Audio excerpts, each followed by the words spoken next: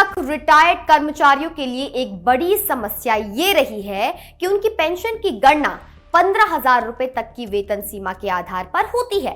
यानी अगर किसी कर्मचारी का मूल वेतन 25,000 या 40,000 रुपए भी हो तो भी उसकी पेंशन सिर्फ 15,000 रुपए के आधार पर ही निकाली जाती है। लेकिन अब सरकार इस लंबे समय से चली आ रही समस्या को दूर करने के लिए एक बड़ा कदम उठाने वाली है। ईपीएफओ यानी कर्मचारी भविष्य निधि संगठन वेतन सीमा को 15,000 रुपए से बढ़ाकर 25,000 रुपए करने का प्रस्ताव तैयार कर रहा है। अगर ये निर्णय लागू होता है तो देश भर के 1 करोड़ से अधिक कर्मचारियों को इससे सीधा फायदा मिलेगा और उनकी पेंशन में काफी बढ़ोतरी होगी।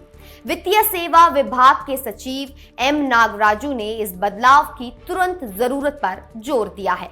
उन्होंने कहा है कि ये दुख की बात है कि 15,000 रुपए से थोड़ा भी ज्यादा कमाने वाले लाखों कर्मचारी पेंशन के दायरे से बाहर रह जाते हैं और बुढ़ापे में उन्हें पूरी तरह अपने बच्चों पर निर्भर रहना पड़ता है।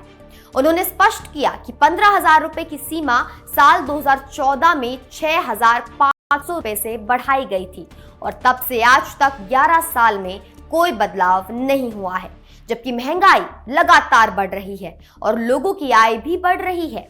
इसलिए ये पुरानी सीमा आज के भारत की विकसित आय स्थिति को बिल्कुल नहीं दिखाती। अभी का नियम यह है कि सिर्फ वे कर्मचारी जिनका मूल वेतन 15,000 रुपए तक है उन्हीं को ईपीएफ और ईपीएस यानी कर्मचारी पेंशन योजना में शामिल किया जाता है। इससे जो कर्मचारी इससे थोड़ा भी ज्यादा कमाते हैं वे इस योजना से बाहर रह जाते हैं और ना तो उन्हें पेंशन मिलती है और ना ही कंपनियों पर उन्हें जोड़ने का कोई कानूनी दबाव होता है। इसका मतलब यह है कि शहरों में काम करने वाले बहुत से निजी कर्मचारी भले ही उनका वेतन कम हो, रिटायरमेंट के लिए किसी निश्चित पेंशन की गारंटी नहीं पाते।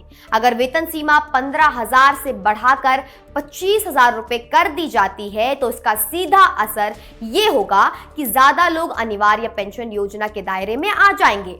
साथ ही जो लोग पहले से इसमें शामिल हैं उनकी पेंशन की गणना का आधार भी बढ़ जाएगा, जिससे उन्हें रिटायरमेंट के बाद ज्यादा पेंशन मिलेगी। उदाहरण के लिए अगर किसी कर्मचारी की सैलरी 20,000 रुपए है तो अब तक उसकी पेंशन 15,000 के आधार पर निकाली जाती थी, लेकिन नए नियम में ये 20,000 रुपए के आधार पर निकाली जाएगी, जिससे उसकी पेंशन में काफी अंतर आएगा। साथ ही ईपीएफओ ने कर्मचारी पेंशन योजना में कुछ और महत्वपूर्ण बदलाव भी किए हैं। सबसे बड़ा बदलाव यह है कि ईपीएस की राशि निकालने की अवधि को 2 महीने से बढ़ाकर 36 महीने यानी 3 साल कर दिया गया है। इसका मतलब यह है कि कर्मचारी अपनी ईपीएस की राशि तभी निकाल सकते हैं जब वे 3 साल तक बिना नौकरी के रहें या नौकरी छोड़ दें।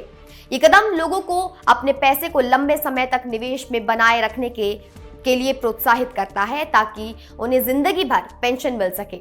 एक और अहम बात यह है कि सरकार न्यूनतम पेंशन की राशि की भी समीक्षा कर रही है।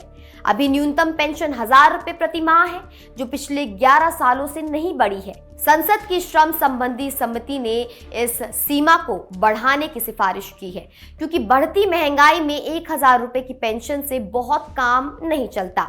उम्मीद है कि जल्द ही इस पर भी सरकार की ओर से घोषणा हो जाएगी। यानी कुल मिलाकर ईपीएफओ इन बदलावों से लाखों कर्मचारियों की पेंशन को लेकर एक नई सोच ला रहा है। वेतन सीमा को बढ़ाना, ईपीएस निकासी की अवधि को लंबा करना और न्यूनतम पेंशन को बढ़ाना, ये सभी कदम कर्मचारियों के बुढ़ापे को ज्यादा सुरक्षित और आरामदेह बनाने की दिशा में है। महंगाई के इस दौर में ये बदलाव आने वाली पीढ़ियों के लिए एक बड़ी राहत साबित हो सकते हैं।